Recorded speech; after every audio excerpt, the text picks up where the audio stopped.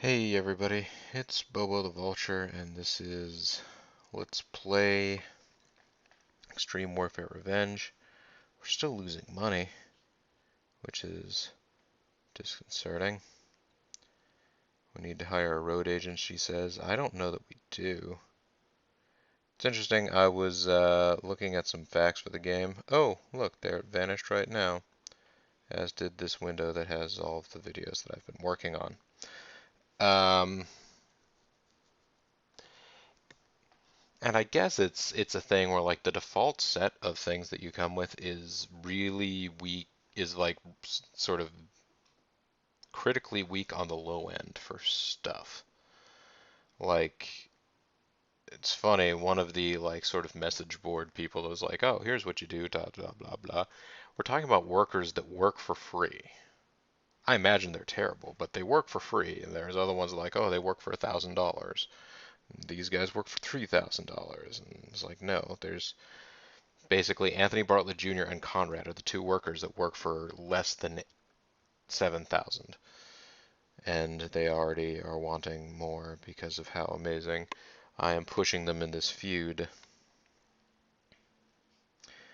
Also, I'm going to go back. We're going to go back to finance again. 126,000 is too much money for us to be able to spend on production. I've already slashed production back to 15% or 10%. I am thinking I might cut it back to 5.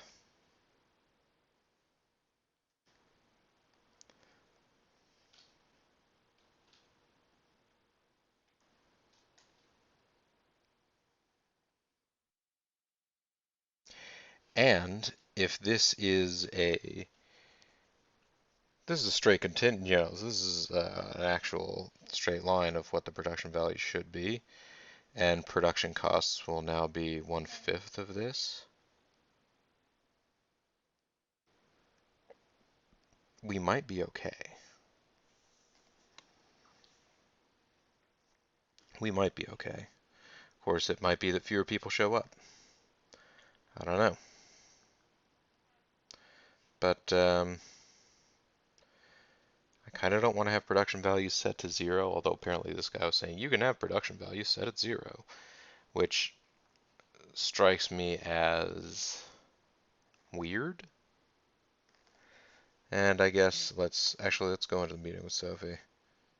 Sophie will generally tell you if you have things set too low. But she doesn't say anything, so... Oh, let's go into the feud screen. This feud is really hot. She says this feud has been built up superbly. I'd end it with a gimmick match, then move both workers onto new feuds. You might be right. But let's go okay.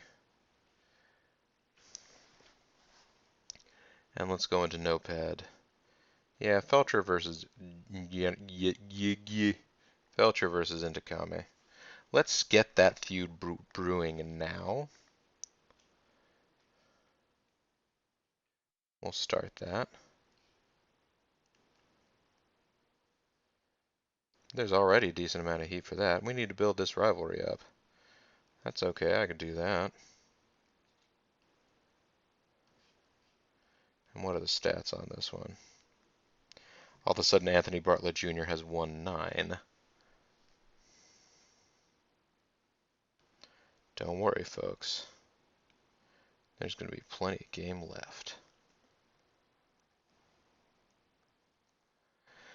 Now, I hope I didn't act prematurely by setting up that feud, and then one of these guys gets hired away.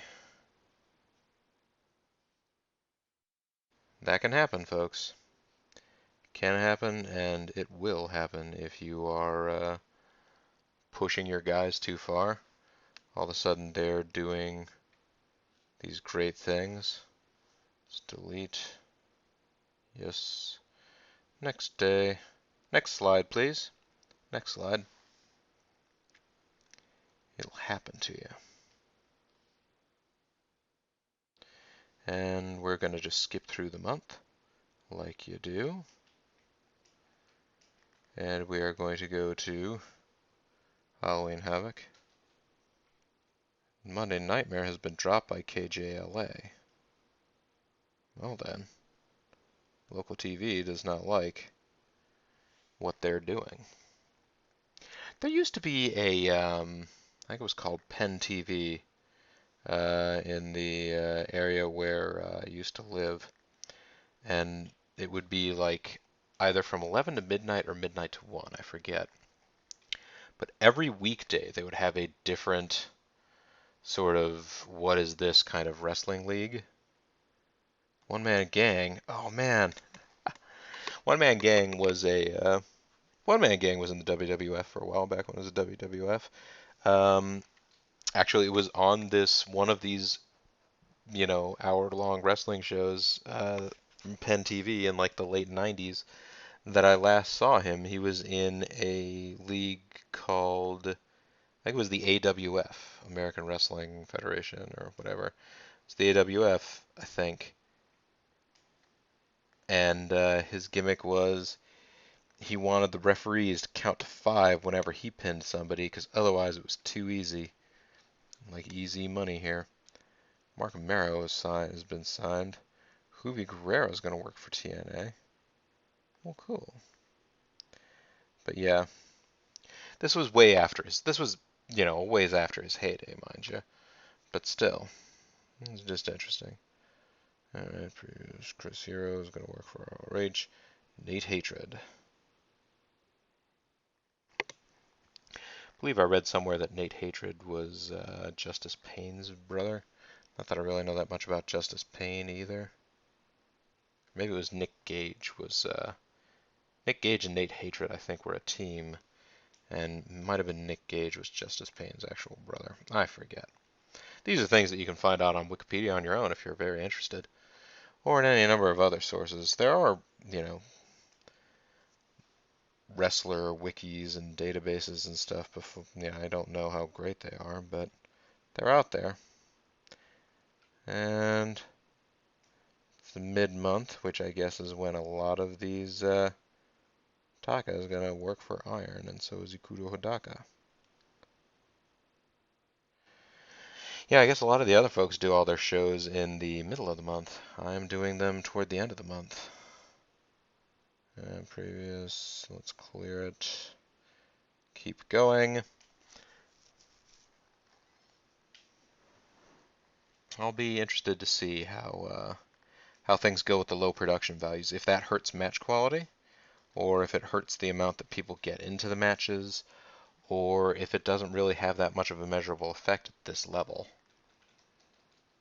It might not affect things enough to really move the needle versus the amount of money that it's costing us. If I can get away with really low production values compared to what I had and still manage to turn a profit, it's going to be a long road. Getting from there to here. All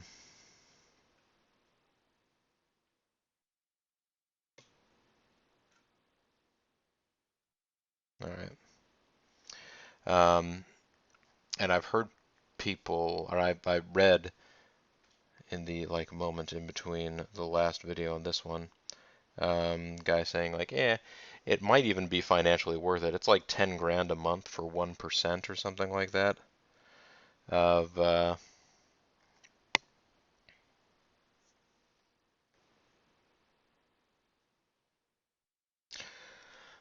for 1% advertising, but like you get a greater increase. Like we got 2% from that last.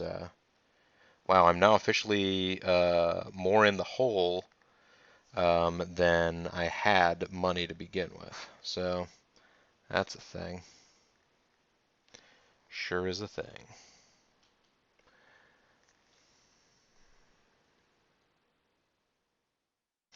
Now I'll be interested to see whether or not fewer people show up because it's Halloween and they're all out trick-or-treating. I don't. I'm not aware of the game bothering to take things like holidays into account. Like, oh, well, of course no one would be around to go watch a wrestling show. They're all at home with their families, carving up the turkey for Thanksgiving or whatever. Let's go to first. Next. Fallout show. Havoc and Hellware. Is that like Delaware except Hell? ROH Sunday, The Monster Bash. Fright Night, featured attraction, WLW on the Edge. Taka signed a contract, so is Ikuto Adaga. Lollipop, Gene Ortiz, Fred Williams. Heat has been renewed for another 30 weeks. Yeah, once you get to a point where you can get a television show, you're in great shape. People pay big sponsor cash for the positions there. Oh wow, what is going on here? 45 emails. WWE signed Roddy Piper. Well, he's no longer an indie manager. I mean, Roddy Piper, he might not have been at this point, but Roddy Piper is on like a sort of permanent retainer at this point. There's a lot of guys that have like WWE legend status where basically, they have a good relationship with the company and they'll come and, you know, make a little appearance here and there and get a little money out of it. Norman Smiley, Normand Smiley. He was the master of the Big Wiggle. Satoshi Kojima, Ebisan, Lash LaRue. Okay. I remember Lash LaRue. I remember he had big mutton chops. Pure talent. Spanky! Oh man, Spanky's got a written contract. I'm not going to be able to sign him now unless TNA doesn't, renew him. Oh, Shark Boy. I could still try and get Shark Boy. Roadkill. Dick Togo. Nice. Dick Togo was part of Kaientai, the stable that Taka Michinoku made his debut in the U.S. with. Or no, was it his debut? No, he started as an independent guy, but then I think there was at some point in time in WWE, WWF, there was a stable called Kaientai, and it was Shofunaki, Taka Michinoku, and Dick Togo. And I think they had a Japanese manager guy too, but Primetime Brian Lee, Johnny Smith. Now it's interesting, some of these names I'm trying to remember, do I remember these actual wrestlers, or are these wrestler names that I remember seeing? Tito Ortiz appears to be hopping around a lot.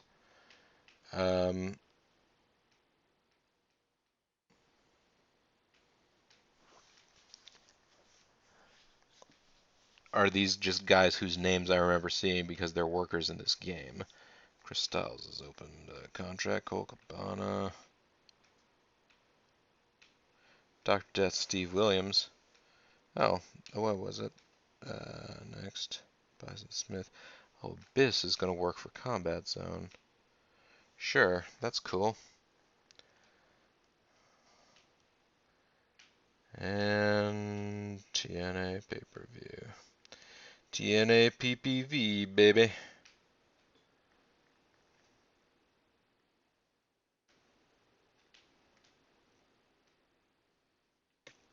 Delete that message and go to the next day.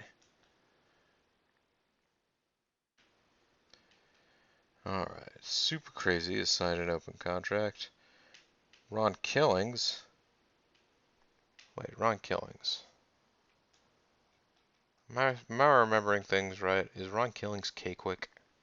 Or R-Truth? Trying to remember. Mike Sanders. He's above average.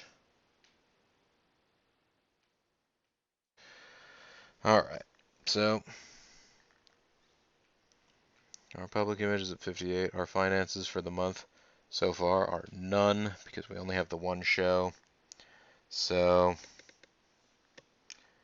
we've stemmed the bleeding an awful lot by going from a weekly model to a monthly model. Let's see if by chopping the production values we can actually get things going in a positive direction. Do we still have all of our workers? We do. Nobody's signed them all away. Alright, so we know what our main event is going to be. It's going to be a match. It's going to be a one-on-one match. It's going to be... what kind of match? Hardcore? It's probably going to be a hardcore match.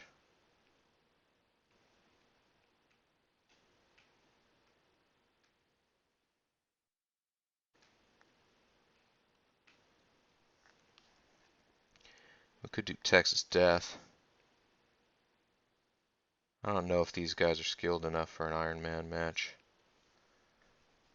Let's make it a Texas Death match. Texas Deathmatch, by the way, folks, is it's a match. I guess they've changed the rules to these sorts of matches, but the way I always remember them being is Texas Deathmatch is it's almost more like a boxing match, but like basically the idea is either you just knock the guy down, or in some instances you have to knock them down and pin them. But then basically they have to be beaten so badly they can't respond to a count of 10. So like a boxing match, sort of. But actually, you know what? Let's make it a hardcore match. These guys are hardcore. He's hardcore. He's hardcore. All right. It's going to be Anthony Bartlett Jr. v. Conrad.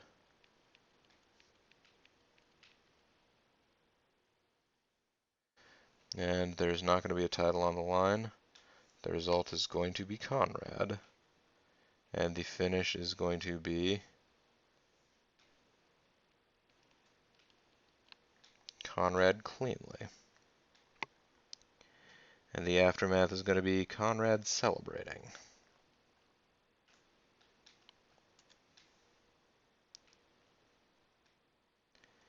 And the purpose will be to end their feud. So I've booked that segment. Now, our feuds, just double checking. We have a feud for Felcher versus General. So let's go ahead and have them do an opening match for this feud. 1-versus-1 singles. It's going to be Felcher versus Intikami. There's not going to be a title on the line. Felcher is going to win. He's going to win by cheating. And the aftermath is going to be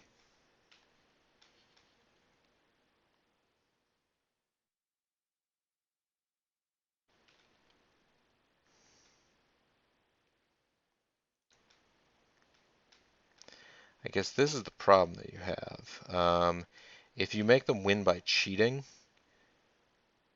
I believe it prevents you from having, let's see, Felcher wins. Felcher wins clean. And then afterwards, Felcher does a beatdown.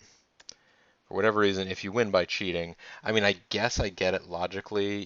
The idea is um, the bad guy wins, but he just barely wins, so he's obviously not going to have the momentum to be able to, um, you know, beat down the guy because he shouldn't have even won. But I'm thinking like this would be like Felcher sneaks in a weapon shot and completely knocks out Intikami.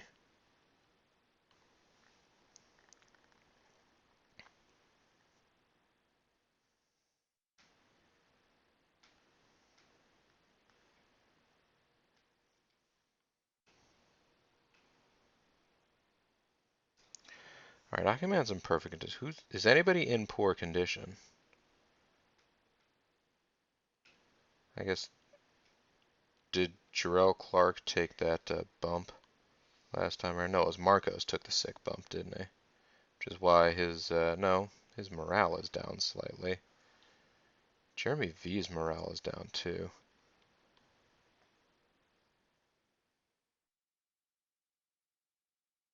Jeremy V is a mid-card face.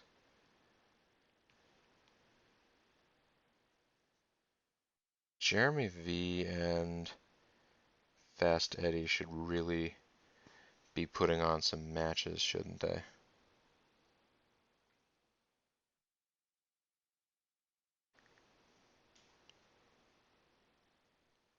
Match 1-versus-1. We're going to start with a ladder match. It is going to be Jeremy V versus... No, sorry. It's going to be Fast Eddie versus Jeremy V. It's not going to be a title on the line. It is going to be a win for Fast Eddie, and it is going to be via a bump. I'm not taking a sick bump, sorry. Well, fine then, I guess.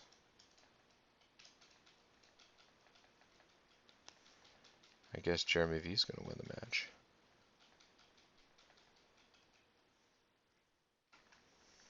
Via sick bump. And the aftermath will be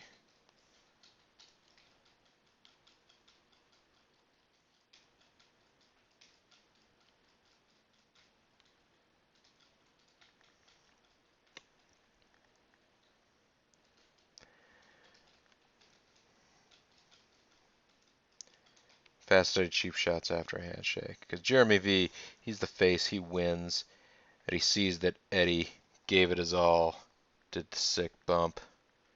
So after that, he's like, hey, let me give you a hand up. That was a great match.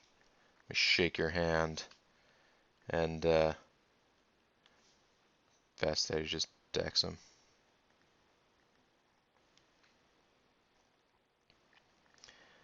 So what else we got going on here?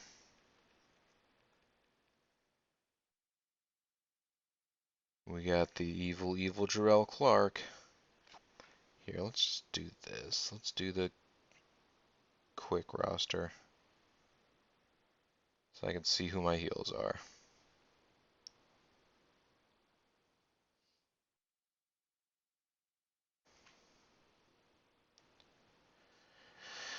Alright, so I got Jarrell Clark, I got Marcos. Is Marcos upset because we forgot his birthday the other month? That might be what it is. So Anthony Bartlett Jr.'s already got a match.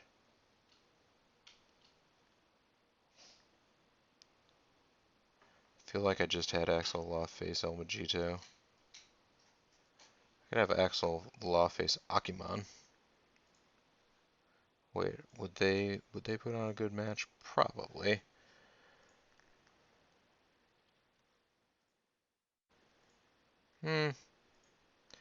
Axel Law is more of an all-rounder. I should put Axel Law in some matches against Conrad.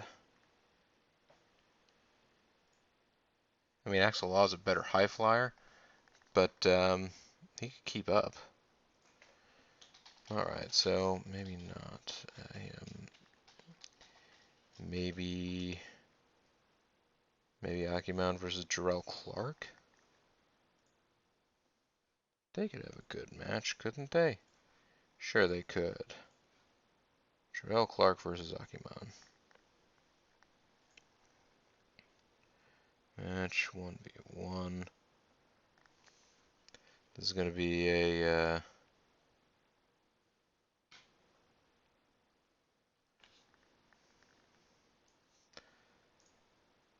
you know what? I'm not just going to start putting in gimmicks everywhere. That'll only raise the production costs, right? So Jarrell Clark versus Akiman, right? Yeah. None. The winner is going to be... Let's give this one to Jarrell. How's that? Because it sounds like he should get it from... Alright, and this can be a cheat to win because we haven't had a nice cheat to win. And the aftermath is nothing. Actually, no, wait. He cheats to win, and then he runs away because that's what a peel would do. So Jarrell Clark runs away. And the purpose was to put on a good match. We all know the purpose, right? Put on that good match. That segment's done. Now then.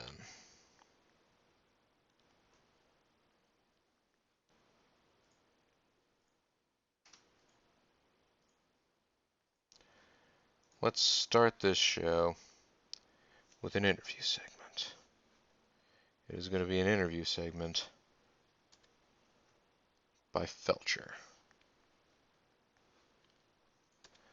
Felcher is going to be calling out Indukame.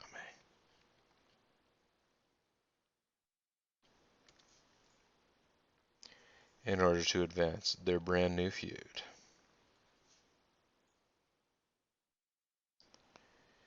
Now we're going to start with the most electrifying interview there is. We're going to have an interview from the one, the only, Conrad. And he is going to be talking about old Anthony Bartlett. You know, these two got a score to settle. It's going to be to continue this feud. This feud is red hot.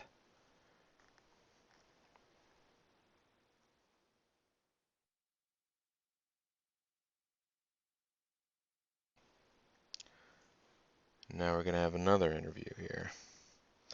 This interview is going to be by none other than the Intakamo himself, General Indukame. He is going to call back out Felcher because some of the stuff Felcher said in that spot, that's just plain wrong. He knows it. He's just out here trying to pull one over on these fans. And these fans, they know better than to listen to him, right, fans? The 35 people that are there, fingers crossed, will all cheer. All right, let's get Bartlett out here. Interview, single worker, ABJ. He's going to be picking on Conrad, who I already scrolled past. There he is. It's for the feud, everybody. Then after all those are done, who's a better interview? Joe Clark or Akimon? It's probably Akimon, because Akimon's real good. It's definitely Akimon. So this is just going to be an interview with everybody's favorite, Akimon. And he's not going to be talking about anybody other than himself and how great it is to be Akimon. Let's start this show. I do wish to start it. See, that's a good startup right there. 60. It's a great segment. 76. We've got a red hot show right now. Let's see if the matches can hold up. It's an 85 match. Fast Eddie levels him. Oh man. And he fell from the top of the ladder to the outside. Crowd didn't care, but it was an awesome match which overcame that. Man, these interview segments are going great. And Jarrell and Akimon have a pretty good match. The crowd is kind of warm at this point. They're actually still pretty cold, but Anthony Bartlett Jr.'s got a super hype set of pipes. He's getting ready to spit. Oh, look at this match that Felcher and Indukame put on. It's all over. Indukame leaves and walks down the aisle. Felcher comes running, and General gets dropped by a clothesline, followed by a load of stomps. What a dick Felcher is. Akimon does an above-average interview. And we conclude with this big finish. The crowd kind of more than half into it. Armbar takedown from Conrad. Boss gets a waistlock. Texas Clover lead. Anthony Bartlett Jr. taps Conrad, celebrates the big win. They did put on a good quality match, 78%, considering these guys are not very skilled workers. This turned out to be a kick-ass show. We earned a D, everybody, a 63%. That's the best show we've ever had by far. All right. Let's go to the first here. Felcher and Inakami do work pretty well together due to their similar styles. The road agent that we don't have is telling me this. That last feud rocked. It's helped my career a lot. Sure has. It was attended by 38 people. Oh man, $380. And these things going on. Michinoku Pro, new staff members. Staff member Brett Stoughton has retired from FLI. MLW have a new TV show. Okay. Big Show left WWE. Jarrell Clark wants more money. So does Fast Eddie. So does Marcos. Matt Laurent. Great work. This is the fourth month our public image has risen. And Intakami has a birthday this month. Okay, so let's look at our workers first. Has anybody literally asked for more money? No, thank goodness. Which of you guys is also okay? Felcher, you also work for ECCW, but and the moment of truth, let's move to finance. We made $3,000 last month. Ah! By lowering our production costs to 6,000. And it didn't really make an appreciable difference as far as I could tell on the show in terms of attendance, in terms of fan enjoyment. We had our best show ever with the worst production ever. I think we are doing okay for that. Let's go back. Let's get to VCCW here. Talk to the owner. We are at a backyard level at 61% image. We've risen in public image for three straight months. We're in negative figures financially, which has to change soon. We turned the corner and made money last month. Overall, I would say you're doing an average job. I'm back to average, everybody.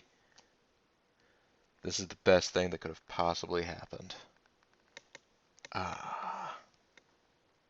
What a relief, folks. You don't even know. Plunk, plunk, fizz, fizz. Oh, what a relief it is.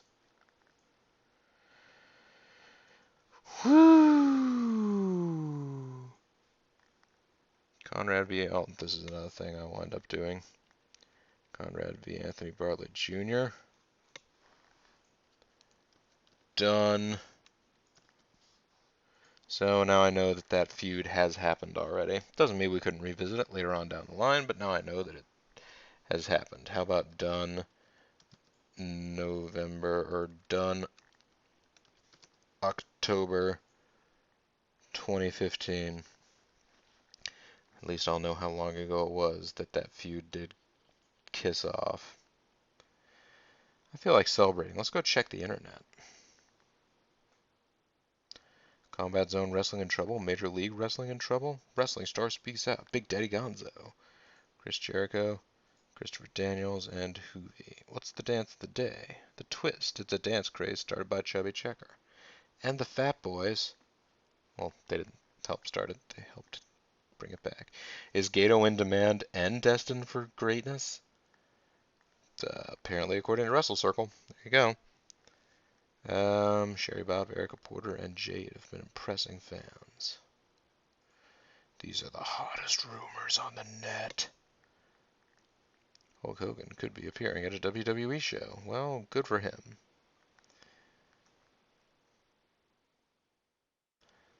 New talent. Please don't start taking my new talent. Ivory and Shawn Michaels a couple. It's been confirmed in an official Wrestling Heat exclusive that wrestling star Ivory has been secretly dating coworker Shawn Michaels for some month. I kind of want to see whether or not that actually is true. Not like in real life, but like in the game, whether or not they have a relationship. Now, what are we hearing about here? World Wrestling Entertainment. Financially healthy.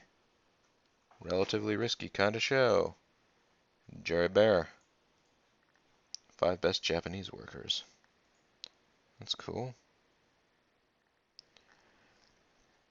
Where can I get a copy of your book? Ahmed Johnson is terrible, apparently. Okay, who is Christopher Daniels, they want to say. Bill Alfonso, independent manager. What woman could be spearheading the revolution but former Clooney girlfriend Stacy Keibler? And the battleground. Today's other Vulture Championship Wrestling stories. Nothing. What does Adam Ryland think of the company? It's good to report we have no injuries right now. I love lying. Ha ha ha. You expect to see a lot more of El Magito, Joel Clark. You can expect to see a lot more of half of our roster in the coming weeks. Uh,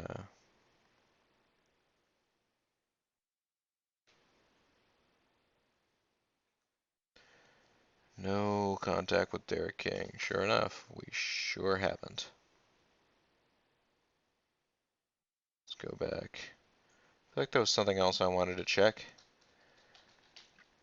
But since I can't remember what it is, it probably isn't important. So when we come back next time, folks, we are going to, well, we're going to embark on the month of November with a little bit of money in our pocket that we have to immediately take to our creditors because we are hundreds of thousands of dollars in the hole. This is Bobo the Vulture. This is Let's Play Extreme Warfare Revenge. Thanks very much for watching, and I'll see you next time. Bye now.